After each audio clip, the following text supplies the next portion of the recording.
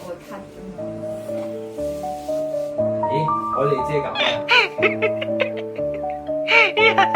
一個字，你遮搞絕。我喺度幫我個塔羅牌淨化緊，做咗啲儀式。咁係咪有嘢可以解答咁樣啊？你有好奇啊？你有啲好奇係咪？係咯係咯。你唔係唔信咩？我諗咧，你當下咧可能有啲嘢棘住。咁一齊嚟到體驗下啦。好啊，咁你可以同我副牌連結咗先咯。咁你睇下1至10入邊，你而家諗到幾多數字？ 8咯，好，咁麻煩你洗8次。洗8次。係啦，你自己洗8次。洗完之後放低。2要4條2喎。好啊，咁係咪未來3個月至到半年啊？半年啦。好啊，最多係半年嘅啫。咁麻煩你抽咗，你要咁樣抽喎，因為我哋咧要左手非慣用手去抽牌嘅。係。咁抽4張，隨心抽，你可以眯埋眼抽㗎。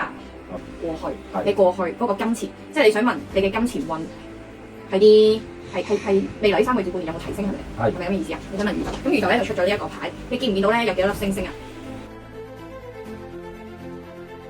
星幣8，星幣8有分正位同埋逆位嘅，咁呢一個咧就係你過去嘅一個現狀嚟嘅，當下嘅一個狀態。見唔見到幾多支劍啊？1、2、3、4、5、6、7，係我呢個叫做劍，然之後唔知我自己做即係有啲嘢跟住咗，但係你好想去做，但係暫時未能成功。不過咧唔緊要嘅，最後咧呢一個就係你嘅結果啦，即係你嘅將來啦。呢張牌借會點樣？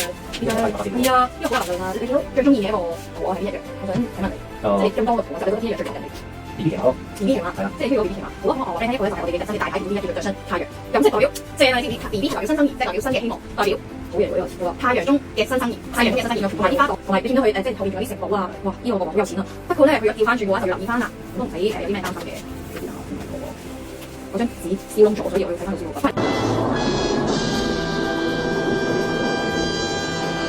有需要解答塔羅啊，或者係關於財運啊、愛情咧，咁就歡迎去揾海玲希蓮，佢會幫你解答嘅。咁啊，多謝今日咧就播玩咗個遊戲啦，咁啊都係有獲益嘅。咁啊，咁你